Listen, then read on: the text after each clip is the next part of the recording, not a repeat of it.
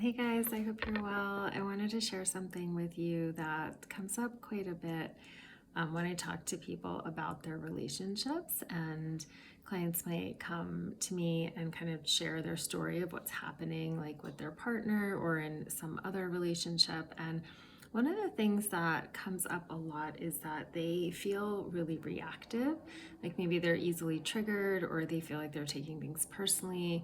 And that will, in that moment, kind of derail the conversation. Like they'll move into that feeling of being triggered, maybe that trauma response, if you're familiar with that term, where their thinking mind sort of shuts down and they're more in a reactive state or in a freeze state, or they start to get angry.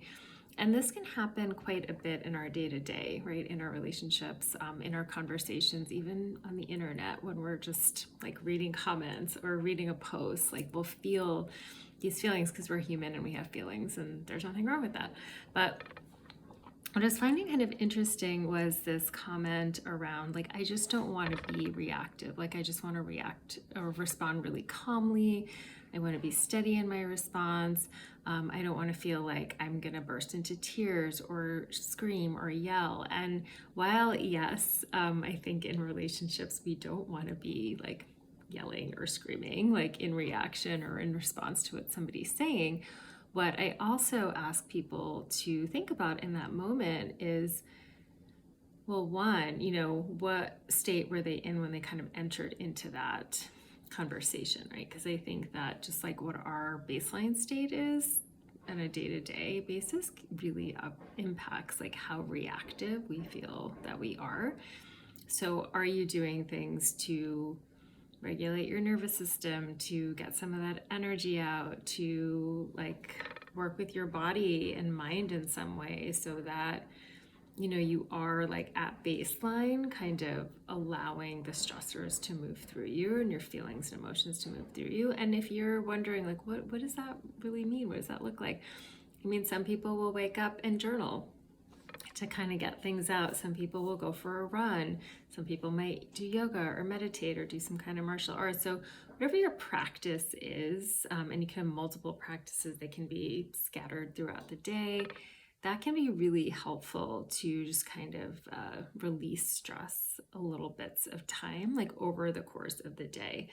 And, I talk about being highly sensitive quite a bit. And so I need that a little bit more than maybe like another person. And if you find that you have a sensitive nervous system, you might as well.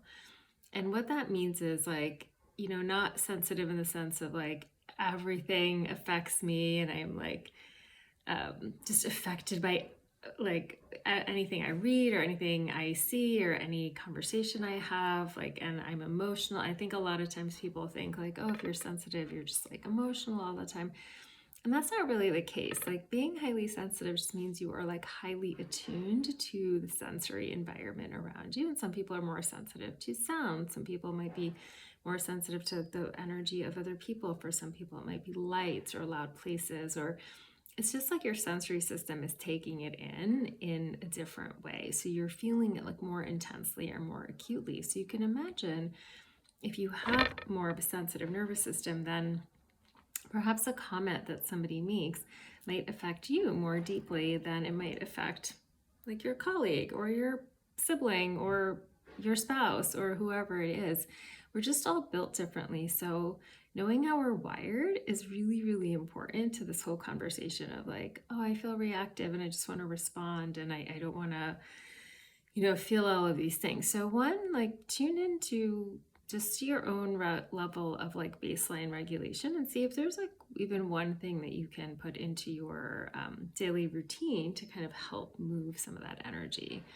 And if you're curious about like what being highly sensitive means or like what are some of the characteristics, like of course you can Google it, but if you have any questions, you're obviously welcome to reach out to me and have a conversation.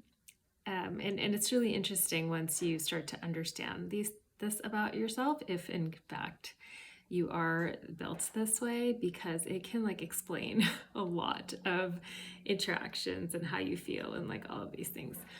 And the other part that I really wanted to emphasize around this was Our reactions are giving us some kind of information, right? So if we do feel like we want to burst into tears, or we feel really like shut down, or we feel really hurt, or um, just like not listened to or not heard, like that's information.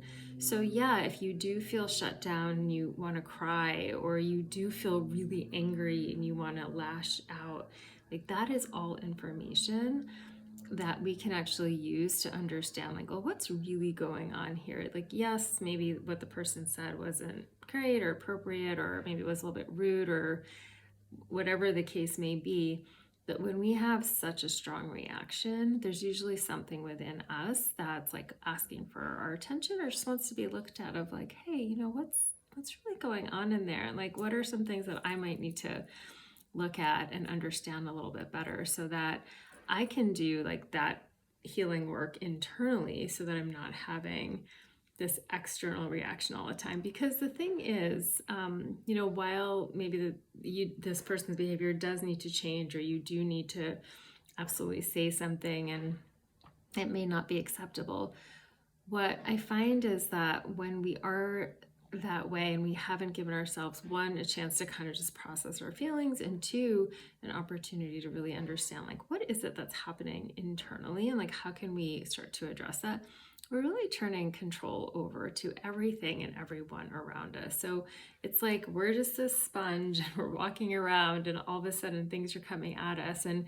we're feeling this way and that way, and it just feels like very out of control. And so this can lead to a lot of different things, like a whole host of like other symptoms and problems, like anxiety, and even like headaches and stomach aches. And just it can really over time create a lot of other symptoms, or I shouldn't say create, but it can also contribute to a lot of other symptoms and challenges you might be experiencing. So it's just so important, I think, to start to look at it in a couple of different ways. Like, one, from the perspective of our nervous system, and like, what do we need?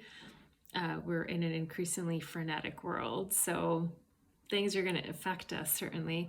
And then two, like, what is this reaction telling me, and how can I work with it? Not so much in my mind, but like really like sit with like some of the intensity or the sensations that are coming up in my body, and how do I work with that? And that is exactly the kind of work that I do with my clients. I help them tune into that internal experience. And you might think like, well, how is that really going to help me?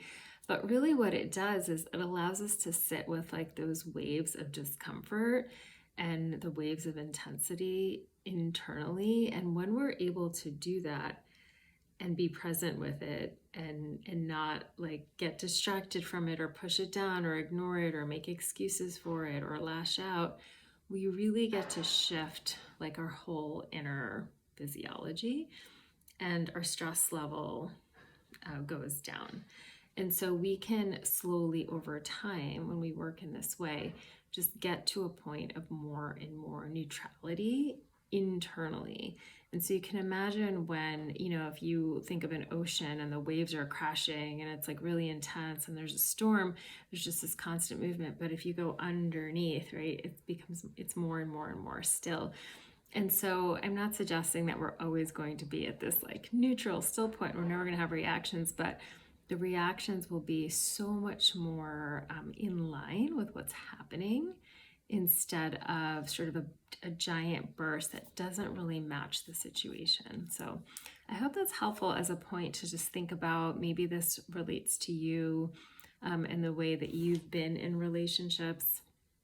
If this feels like something that you really want to work with and shift and change the dynamic of, and you're really seeing how it's really affecting not only your relationship, but a lot of other parts of your life, then, I would love to chat with you. If you are curious about my approach, like, please get in touch, and we can just have a conversation about it and see if this is a good fit for you. So take care, and have a great rest of your day.